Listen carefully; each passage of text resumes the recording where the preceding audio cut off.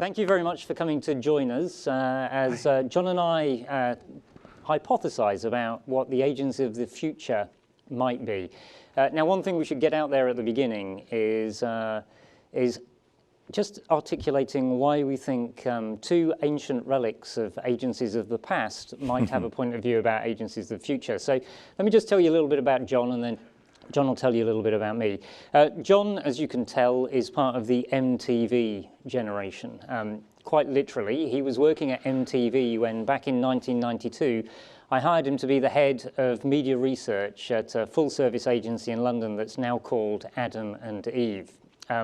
From there, he went on actually to replace me in the end as the head of strategy, but he went on to PhD to do a similar job as head of strategy. And then him and a couple of mates left and founded the iconoclastic communications planning agency, Naked, rather aptly named communications planning agency, that took on the world back in the year 2000 to think differently about the way we do comms strategy. He was so impressive there that I quit my job and he hired me and I went to work for him now, so a good role reversal. We built that company, sold it to a company called Photon. John worked there for a while, then became the chairman of a creative agency in London called Karmarama, which was bought by Accenture, and now he works for them also. Now, I have to say, in my 30-plus years of being in the industry, John is one of the most enduringly smart and brilliantly humble people that I've had the opportunity to work with, and that's why we're on the stage together, because I love him to bits, despite the fact that he is a dirty Chelsea fan and has been ever since he was a little boy. So John, that's you. Thank you, Ivan. He's a Leeds fan, so we just clarify for those of you who know anything about English soccer, we kind of hate each other, so this is as close as we get. So yeah, Ivan, we worked together at BNP. He hired me into a mad agency and then left me in the lurch really, and went to Wieden & Kennedy in Amsterdam, where he was in charge of strategy there. He then set up his own communications consultancy, Unity, before rejoining me at Naked. So that's we've paths crossed a lot. He then became a client of my agency when he went to Coca-Cola, running global creative content for them, and did a great job there. And then more recently has become global CMO of General Mills. And, you know, he's also a very nice guy, very silly, very silly. We might see a bit of his silliness. Although I've heard in America he's toned his silliness down. So time will tell. And then our third guest is the amazing Peter Arkle. You can see the scribble up there. He's an illustrator extraordinaire, regular illustrator for the New York Times, Sierra Club, amongst others. He's a Scottish New Yorker, so he's been here for a long, long time, and he's the absolute best we could afford. I know this could go wrong, because the one thing I know about him already is he's not an IT genius. Yesterday, he didn't know how to turn a computer off or on. Now, you know, so all of this is a little bit of a test for us. So what we're going to do actually is we're going to ask each other questions, like about 10 in total, about building this agency of the future. And Peter is going to scribble live, as you can see, just to bring a bit more fun and frivolity to events. And then we're going to ask you a few questions. So I don't know whether any of you are into this Slido app, but we've got a few interludes where we'd love your involvement to help us shape the debate. And then hopefully we'll have some questions at the end. And then what we were hoping to do is with the illustrations, we're going to try and put it into a GIF so everybody can have that as a little takeaway. So if you don't remember everything we said, hopefully you'll remember through some of the images. So without further ado, we're going to get on with it. I'm going to start quite rightly when you're discussing the agency of the future. You know, agencies have to be bought. Somebody's got to pay the bills. Tends to be paid by clients. Ivan is the client.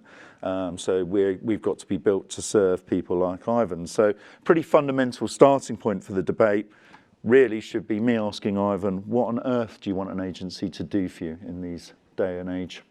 And I think that's a critical question that we're all going to have to answer as we build our agencies or create agencies for the future. Clients are going to need a collection of agencies, whether it's as many as we currently have now or whether it gets slimmer, I think is an open debate. But it doesn't matter what sort of agency you are, the primary need a client has of an agent is to really help us find those big breakthrough ideas that we can turn into beautiful stories that we can then bring into people's lives in such a way that it changes the trajectory of our business.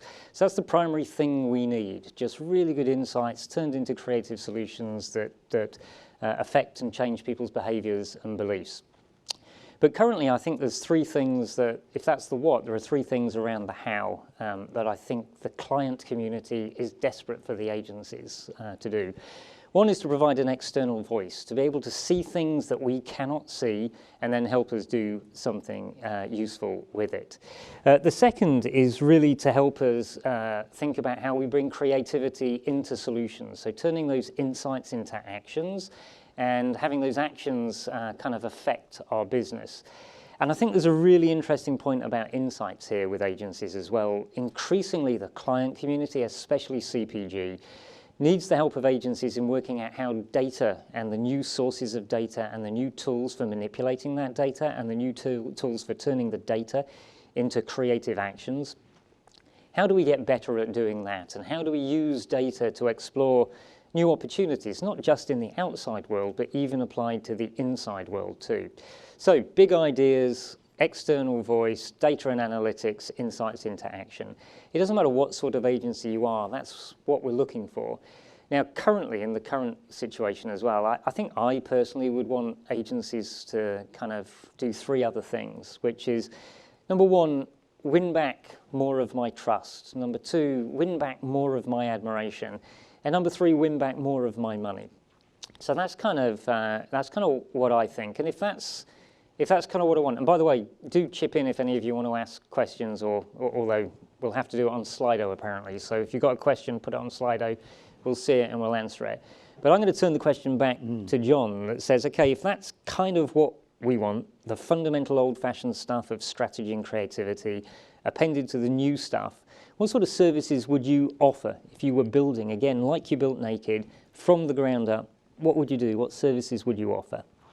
I think, like, when we did Naked, when was that, 2000, things have changed quite a lot. So I think I'd probably start somewhere a bit differently. I think with increasing digitisation, people are now looking for a stronger sense of connectivity between the ideas and the product and the delivery of that product. So, you know, I strongly believe that the task for an agency, if it's going to play a meaningful role for a client, is to help them connect those experiences, make them truly creative, inspiring and motivating. And in order to do that, you know, you do need slightly different skills. I mean, we could quickly run around the departments, but I think starting with, you mentioned data and analytics, I think, you know, that is a critical backbone for a lot of decisions that we're now making on behalf of clients. And interestingly, you know, can take you down some quite interesting creative dead ends as you start to mine more and more micro insights into the audience. So we would take data and insight, but absolutely combine it with more societal and anthropological, I can't even say that, anthropological insight, where we try and find bigger things that are motivating, concerning, keeping our consumers and your customers awake at night. And then within the brief that then goes into the creative department, you know, we're looking for big strategic thinkers who can try and imagine or reimagine these experiences. And the creative department, I think, would have to be structured slightly differently. You know, certainly the agencies I work with, we still have very strong brand creative, which have been schooled in advertising as a primary discipline, but we're increasingly seeing a new breed of more diverse creative talent. And I mean, we'll talk a bit more of this later, but trying to work out how much of this we need in-house versus out of house. But we're definitely trying to create a wider creative department to help us with broader communications challenges. So as an experience agency, I think, you know, it's challenging. It's challenging for agencies to create the right model, but I would say that's sort of roughly where I would start. That's good. And so we're going to hear the word, I'm sure we've heard it a lot this week at Adweek, about experience. But we don't hear that much about advertising. And I think I'd go on record as saying, you know, three really important things that we've all, as clients, got to hold up to is that, number one, brands still matter.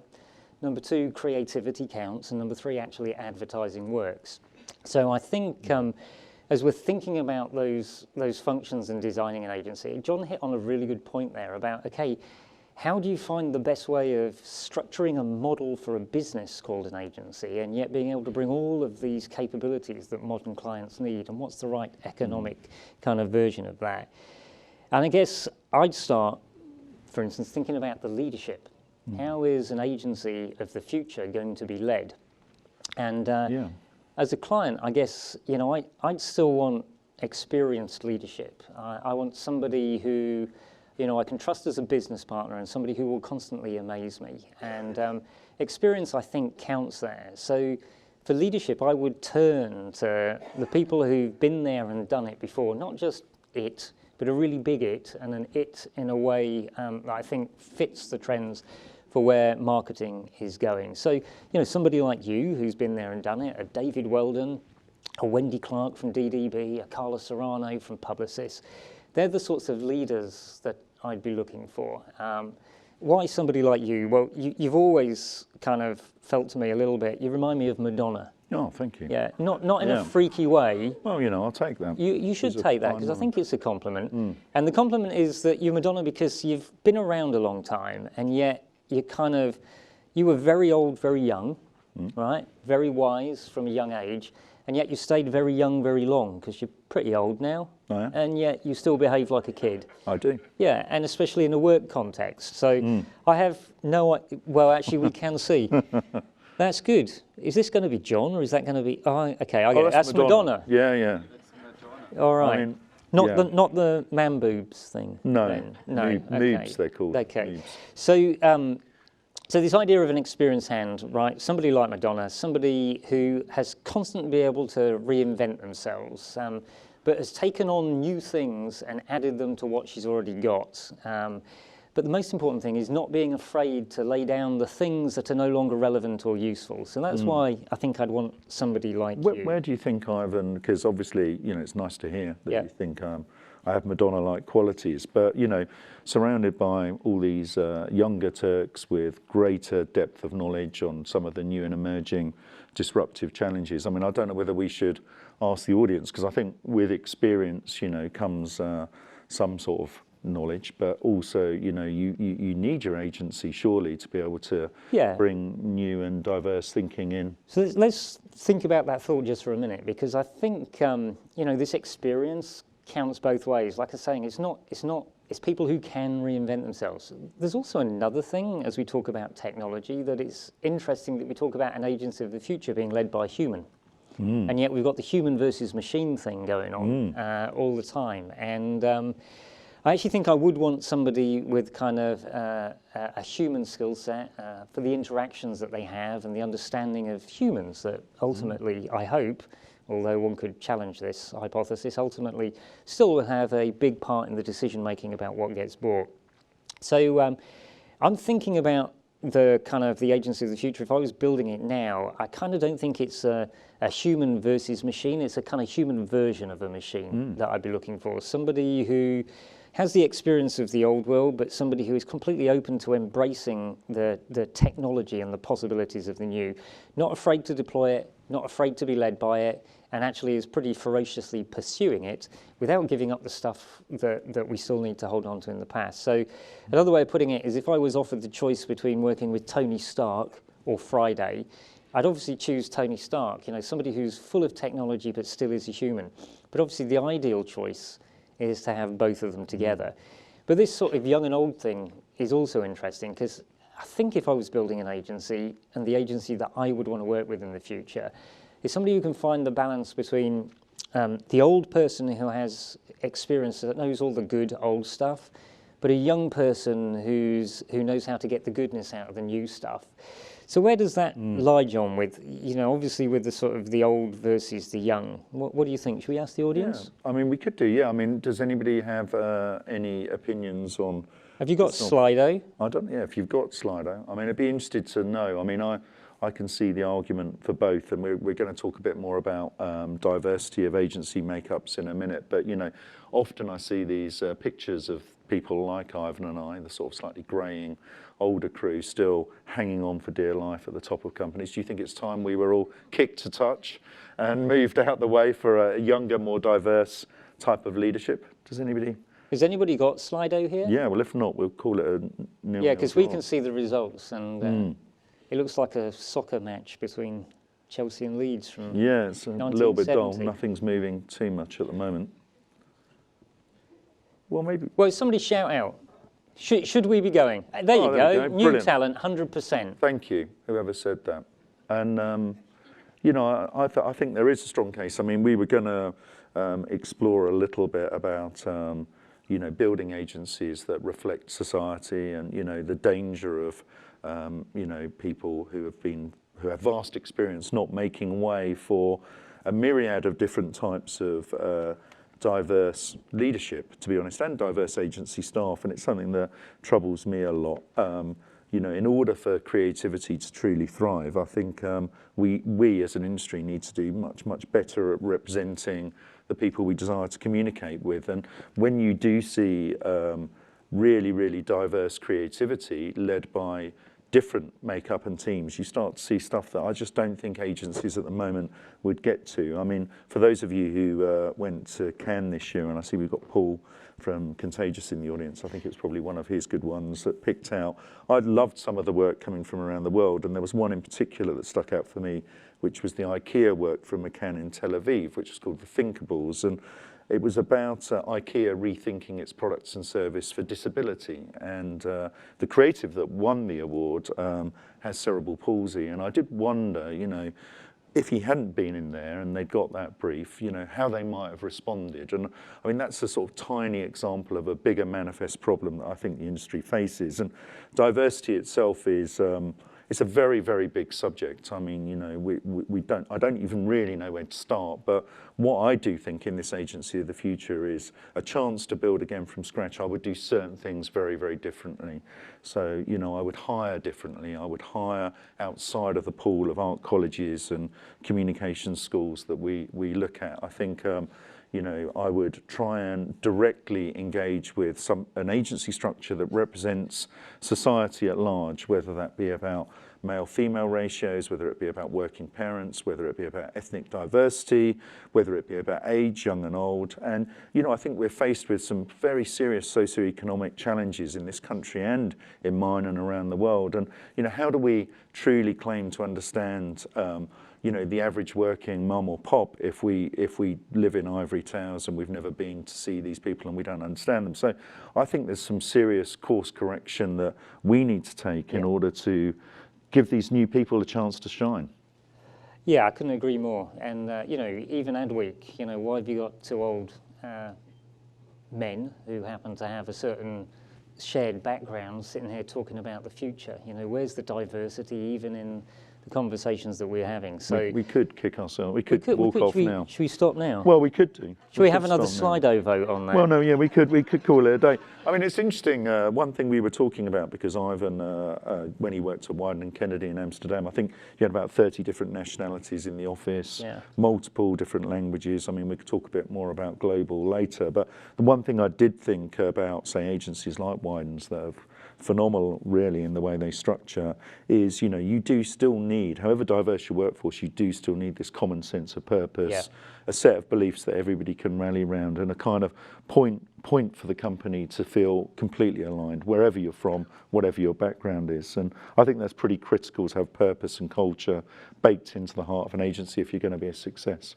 And I think if I was riffing on that, if I was building an agency, I think that common sense of belief would be in the power of a creative idea. You know, a dream crazy from Wieden, or a drive bigger from DDB, or a Sunday night is laundry night. You know, again, I think a Wieden thing. So a common belief in the sense of the power of creativity, I think, is something that has perhaps been missing a little bit in the last decade or so. We've let it slip away, but you know, kudos to Cannes and to Contagious and to the great agencies that are keeping us on our toes about pushing ideas forward. Well, it's interesting looking at this. You know, we are potentially perilously close to the exit lounge looking at this Slido poll in front of us, where a lot of you do feel, you know, it's time to make way for new and emerging talent. And I think, you know, moving on to, so we possibly might have to kick all the white middle-aged men out, which is potentially quite difficult when it comes to paying the bills, because we might end up being one of these diverse minorities, you know. challenged in our own way of moving forwards. But moving on to the next question, back to you, Ivan. We've talked a bit about sort of shape and how we might structure an agency, but in terms of sort of core functions and processes to meet your needs, to make it easy for you to operate and work with an agency, because all agencies are structured differently. Yeah. Do you have a point of view on what the perfect structure would look like? Well, I think remember we're talking about all agencies. They're going to come in all shapes and sizes and all varieties. So it doesn't matter what sort of agency you have. I think I'd be looking for an agency of the future to look a bit like this. Number one, just to reiterate, you need really good leadership at an agency if you're the client, somebody who understands your business and the challenges that your business is facing. Then the real thing, that external voice, really helps us with strategic planning. So a strong strategic function that helps a client make valuable, enduring choices about how they're going to shape their business. And then just to reiterate, that great creative minds inside the agency, people who know not just how to tell a story, but how to bring that story to life so it changes the trajectory of a business. So those things I think will be critical, and that will be a small core team of what, let's call them the idea leaders. I think the agency of the future would then have to connect that small core to kind of like a distributed network of brilliant experts. And that could be other agencies actually, or it could be other individuals, whether it's about, futurist data analytics, or whether it's about user experience design or industrial design, whether it's an expert in in-store marketing or e-commerce marketing. It could be an agency, it could be a person, whether it's an expert in drawing, like Peter is behind us here. And you'd connect out to that network of people that can do the things that you cannot do, but that strategically need to get done. So I think that distributed network is the second point. So this idea that you're dynamically linked to the entire world of possibilities. And with approximately 60, 70 million people predicted to work in the gig economy just in America, for instance, you can see that there is going to be a talent pool that does want to work that way, that doesn't need the kind of structure of an old-fashioned agency and is willing to kind of take the shape-shifting, so that the agency of the future will be one that we can't pin down structurally because it's amorphous and it shifts its shape as it goes. And I think there's a third level, which is a lot of things that we currently do as agencies, or that you and I built in the agencies that we created, those shall increasingly get outsourced, whether it's outsourced to other markets or other companies or outsourced to machines, I think is an ongoing debate. But things like finance, legal, certain HR functions can go. I'd reiterate, though, that strategically, I think that has to stay in the core. A communication strategy, a marketing strategy, an innovation strategy, a product strategy, that has to be in the core of the agency. But for instance, a communication strategy might need to be there, but maybe the buying could get outsourced completely to machines. I think there's a debate going about the creative process. So the session before us, we're talking about, could a machine ever write a beautiful piece of music? And I think actually machines are going to start getting employed more and more in the creative process, the message process itself. Obviously from analysing all the possible data out there with the inputs from the client, describing the problem they're trying to solve, not prescribing the solution. They could point to a creative territory. I do still believe we need humans to take that mental leap that connects that to a creative idea. But then let's assume that creative could get taken back and be judged by digital sims or machine learning or algorithms, so the machine will decide what works best. And maybe the dumb client trying to pretend that they know about the creative work needs to go away, and maybe will be replaced by machines. But you've got a future where, certainly machines perhaps are less high maintenance and lower cost than most creative people. So I'm sure we're going to keep exploring, pushing into that space. And I think you're going to see certain functions within agencies by default morphing. So we talked about HR, potentially parts of the HR role being automated, but I kind of think about our agency, and HR really is the holder and champion of culture. They'll probably shape shift into different types of roles to try and keep the important things going. And I mean, that's a challenge for all of us, but definitely I really like the thought that, and I have worked with AI and machine learning where they've managed to trawl every single piece of communication in a category and assimilate that for us. And that's a great starting point, because how many times do we look at a category and we'll make what we think is a creative leap and then find that that leap had already been made in South Africa, 3 years ago. So the ability to assimilate and create foundational knowledge with technology is going to be really helpful. I still think the final piece, as you say, is going to be very, very human in dimension. But I do also like adding a subjectivity to the way creative ideas are judged, and if technology can help us to understand what's going to really work as opposed to, a link test, or as you say, a client with testing the idea with his son or daughter when they get back from work, I would absolutely applaud that. I think that's a good thing. So if we move to that, creative strategy core to the agency, bringing it to life, and we've got this idea of a core of the agency function connected to a distributed network. Let's ask the audience, is the age of the global agency over? If you were building an agency of the future, would you want it to be global or would you want it to be local? So, do you think the future model, more of us will work locally or globally? So again, Slido. By the way, the old versus the young ended up 55-45. So thank you for the old people for voting against the extinction. Yeah, thank you. That's good. It took time. Yeah, the old people obviously weren't as tech savvy, maybe that's it, but they got there in the end.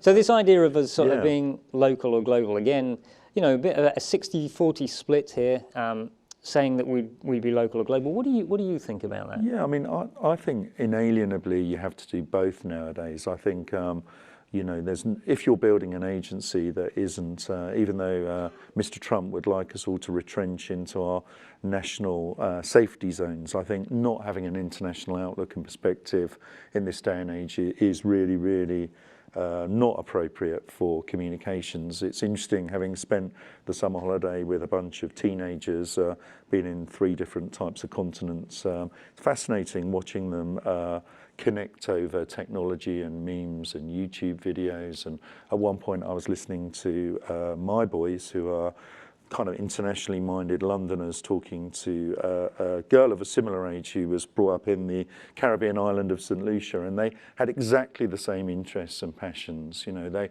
followed the same people, they used the same memes, they were feeding off the same language. So I think, we live in a global world, whichever way we want to look at it, and I think we have to be able to do both. And I think the other thing that's fantastic, when I started at MTV and we talked about the MTV generation, I think we are now starting to see more that pulls us together and breaks us apart. And we've now got the technology coming onto this to be able to serve really well global clients from one place of origin. I remember working with you at Coca-Cola, where you had a period where the roster of agencies, it was like a best idea wins policy, wasn't it? And we would often pitch for work that might be originating in the US against an agency from Brazil, an agency from London, an agency from the States or Amsterdam. And I think that is the future. So I would strongly argue agencies have to do both. And just to give that a little bit of context and evidence, one of the clients that I work with within Accenture Interactive is a global airline, and we produce global work out of one market for that airline. And the process, and I'm vastly oversimplifying it because I'm keeping an eye on the time, is the idea is originated in the country of origin.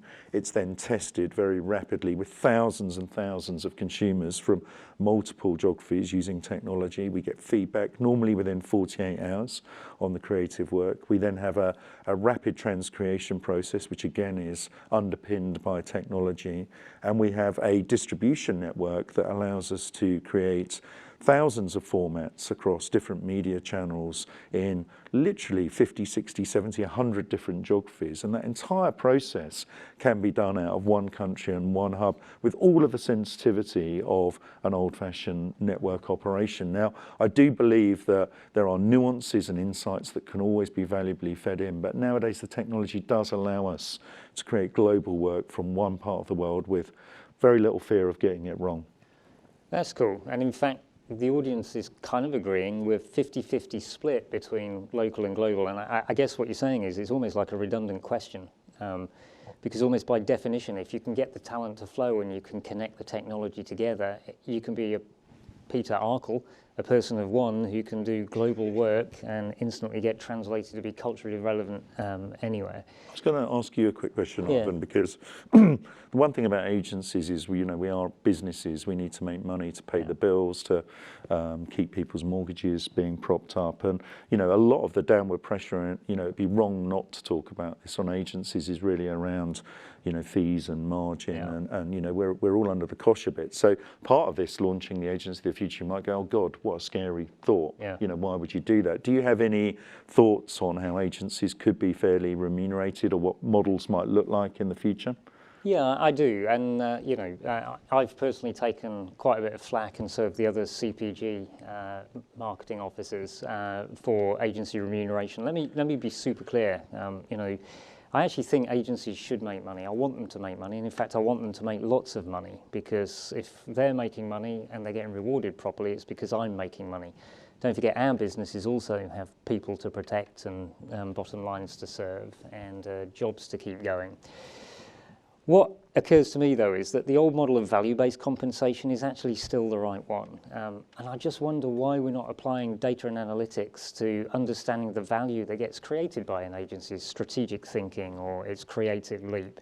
And using really good data and analytics to determine what slice of the incremental value created needs to go back to the agency. And I do think that that is going to get increasingly possible. And then, if you're taking a slice of the profit that you created, I don't mind, depending on the size of the business, if that 10 basis points or 1,000 basis points, it's kind of okay. And let's remember, that's where agencies came from in the very beginning. You were rewarded, and I was rewarded, I was agency side for years, purely on business results, because an agency grew up selling ad space for a newspaper, for instance. And if they started creating the messaging in order to help part of the sales pitch, the difference was they made money if their client made money, and they took a slice of it, a commission. The only difference was their client was the Times of London and not Fortnum and Masons. But I see a future where we're able to get the machine to understand a set of variables, and admittedly not all of them are in the control of either the client or the agency. But when we benefit and we can apportion a bit of that benefit back to you, I actually think that's a fair business model, and I don't have any problem with that. I would seek clarity. So agencies should make money. I think clients want to be super clear about how they're making that money and reward them proportionately for the work. Well, I mean, what do you think? Yeah, well, no, I agree with you. I think, I'm yet to see that model that can extrapolate or take out extraneous effects on sales performance. But I mean, the bit that excites me is a lot of the clients that we work with now are looking for just new growth, and they're not being as prescriptive as they used to be about where that new growth is found. And, for an agency, that's very creatively liberating to look at, whether it be new products, new services, new platforms, even new brands. And I like the notion, and we're trying to do this, of going into almost it's not a joint venture, but, going in together to drive new growth. And I think in those instances where you've kind of got almost a virgin territory because, it's new growth from a new service, that really does create a sense of partnership, and, you can really, really share commercial reward. I mean, we did it back in the day at Naked, but I think we'll start to see more and more of that as more big companies are sort of nibbled at by the new challengers and are kind of going, look, I'm not going to buy Dollar Shave Club for $1 billion. I'm not going to buy, these companies. What I'm going to do is compete. So how do I create these new products and services? And I think that is a role that the main agency should entertain and be able to engage with the client. Yeah, I'd push a bit, though, we should also be rewarding you for the traditional stuff that I talked about, and rewarding fairly.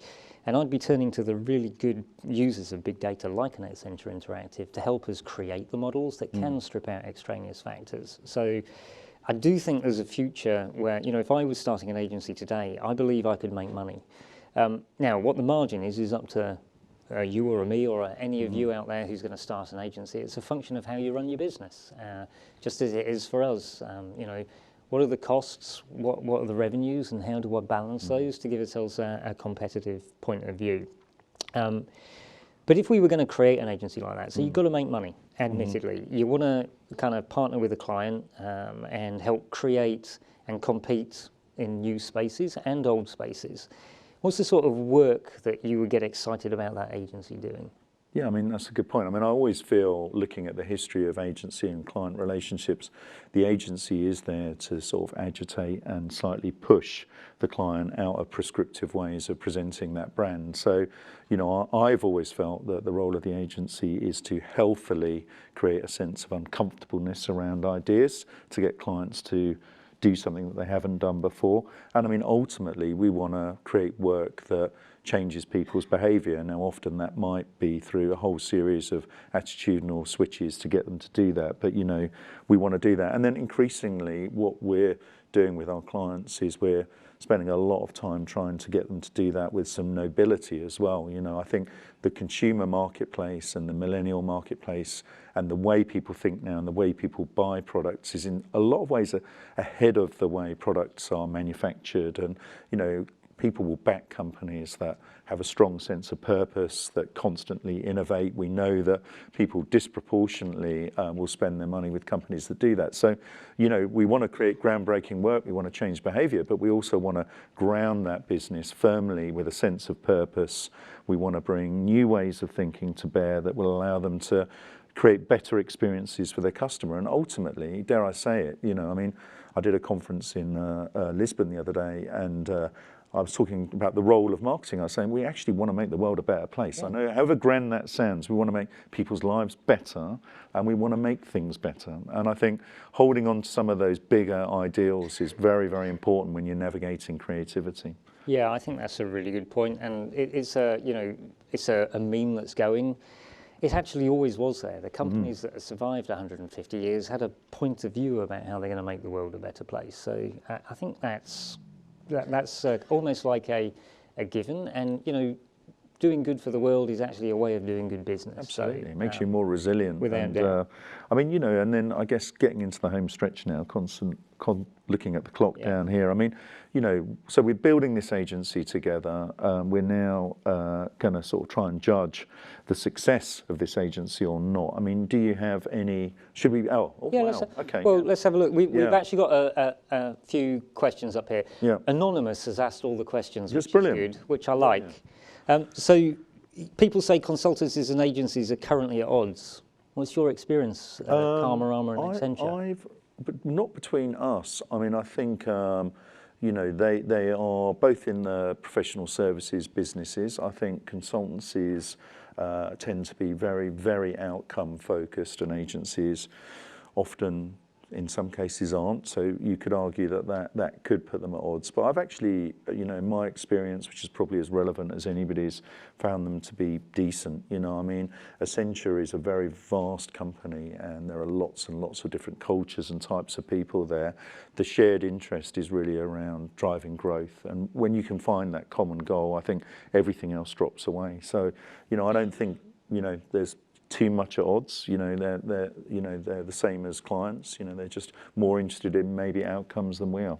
So somebody else has asked, okay, if that be so, what's the possibility of an Accenture swallowing up like one of the great holding companies rather than buying off? I mean, I think it's unlikely. People ask me, I would be you know, I would know the same day as you guys. You know, I've got to be honest, but I think it's very unlikely, because I think, you know, one of the reasons, you know, we're talking about the agency of the future is that you know, the historical holding company model has some legacy related issues. It does not mean it's not full of amazingly talented people, but, you know, they're not precisely structured to deal with future challenges. So I'd be surprised if they did. So there's a couple of questions here for me. One was a very good one about value-based compensation. If we went to that model, how do you allow for long-term effects? And I think actually that's a crucial question as we drive more towards performance marketing and some of these old skill sets I keep talking about understanding brand building. We'd have to be able to build a lifetime value component into the value you're creating. So, you know, when the lady drew the Nike swoosh for $350, I'm entirely sure that she didn't get rewarded with $350 for the long-term value she created. A couple of other questions. Number one, frustration with agencies today, for me, for a client, giving up on creativity and chasing kind of the pursuit of new forms of delivery. We can all knock on a personal door now, and we can get there, but if you can't find something compelling to say, we can't make a sale, and to that long-term question, we don't build brands. Also, you could argue, knocking on that personal door without a relevant piece of creative communication is about the most insulting thing you can do to a customer. Exactly. We all talk about door-to-door salesmen like they're, you know, the anathema of everything. You know, oh God, there's someone at the door, I'm not going to go. Yet, you know, there are a lot of capabilities now within the marketing framework to allow brands to do that all the time. And I mean, it's a personal bugbear of mine because I believe, you know, just because you can doesn't mean you should. No, without doubt. Yeah. In-house creative, you know, how do we partner with that? I think that's a fair question. What would you think? Yeah, I mean, I think, you know, there are different, you know, I mean, different clients do it differently, but there's definitely a stratification of creative content emerging from, you know, especially within the global marketplace. You've got volumized content that probably can be almost nearshored or offshored. You've got day-to-day content needed for, you know, the operation of the business, which I think should 100% be in-housed. I think where it gets murky, and, you know, we've talked about this at length, I'm sure the whole conference talks about at length, is when the in-house creative sort of often tries to create the more challenging creative ideas, and that definitely doesn't work. I mean, Ivan's touched on that. The main reason it doesn't work is you work for the company, so you can't challenge. So, end of discussion as far as I'm concerned. A lead agency should be an external consultant, and any client that thinks they can get their way around it is going to end up with average work. Yeah, I think, I mean, I think the in-house agencies are starting to work on that, to understand the spaces where they add value, right? Take the stuff that's a little easier. A couple of other ones here. We talked about what kind of work should this agency be aspiring to produce, and is there any agency in the world that has the right product set for clients? This idea, do you remember I said right at the beginning, I don't know whether we're talking about an agency of the future. It was in the singular. I think it's a collection of agencies. I just think that collection of agencies needs to get networked together a little bit better. Ivan, I wanted to get to the exciting bit, because we've only got 2.5 minutes. So while we're here and while we've got these great minds, 2.5 minutes for the exciting bit. That's about you, isn't it? We want to name this agency. The reason will become clear after. So we really, really want you to help us name this agency. Now, nothing is off records here. You know, we worked at a company called Naked. That is a silly name. It was absolutely brilliant. You know, you'd go into a client's offices in the deep Midwest and they'd say, the naked men and women are in reception for you. And every single time it got a laugh. So there is absolutely nothing that's off limits here, but we are going to, in the remaining 2 minutes. So get on Slido and please pictures give your us ideas. Names, just anything. I've got $100 in my pocket. Yeah, just to incentivise you. So whoever we think, and actually we're going to ask Peter to decide. So there's $100 real apparently. I don't know what it's worth these days, not as much as. But Peter, you're going to decide. So pitch your agency in here. Doing good. Have you got a name that you'd have? Well, I wouldn't steer too far. I mean, no, not really. You've got one. Come on, I think for all of the things that are going on, I think I like the name Athena. Anybody know who Athena was? The goddess of wisdom. We all know that. Did you also know she was the goddess of courage and inspiration? And you've asked about pushing into other places. Or if I went on the male side, I think I'd call it Dinklage, right? Because you know that's somebody who's small, very powerful, highly strategic. You're talking about yourself now. And very connected. No, I'm talking about Peter Dinklage. Okay. I also believe that Dinklage would become a noun. And it's a conflation of dynamic linkage. You know, does this network have Dinklage? Okay, Does this idea have have dinklage have you got? Have you got some time for some Dinklage this afternoon? Probably. I haven't had some Dinklage for a while. No, I think it could be dynamic linkages. Yeah. So we've got Doing Good and we've got Pepper Snap. I like that one. Yeah, Pepper Snap's good. Pepper Snap is pretty good. But we can do better, though. We can do better. Napoleon. Oh, okay. I think that's what, a short man with a power complex. I think that's Martin Sorrell's agency name, isn't it? Oh, maybe not. Yeah, that's off the record. You can't write that one, isn't it? No. So Napoleon, that would be good. Yeah. So we got Athena and Dinklage and Napoleon and Pepper Snap and Doing Good. Somebody's written up Orgasm. Okay. Yeah. I think you can. That's proper Dinklage. That is proper Dinklage. Yeah. Dynamics is good. Yeah. That's nice. Dynamics, I like that. Right, come on, Pete. Pete, of those, is anybody want 10 seconds more? The Future. I like that one. Bond, we've got James Bond, The Content Farm. Yeah. J. Walter Thompson. Oh, amazing. Oh, I like that one. How did you come up with that? I like that one, that's got it. Yeah. Pete, we call the agency Pete. It's I all quite like about that. Pete. Wisp. We were thinking that maybe we'd call it Old Farts and just leave it at that. Yeah, there's a lot of hot air there. Run I'm not further. Yeah. Wisp, I like that. Sure. Yep. Worldwide interactive I knew strategic this would partners. be the fun bit. We only left 2 minutes. That's good. Damn. Right, Double come O on, Pete. agent, youth group. Youth group, double O agent. Peter, did you know you have to choose? Because I know you're busy drawing. Pete and Dud. Old white men, I like that. Yeah. That's got Yeah. a ring to it. Yeah. It won't take. Come on, Pete. Come on then. This is your big moment. We've rehearsed this.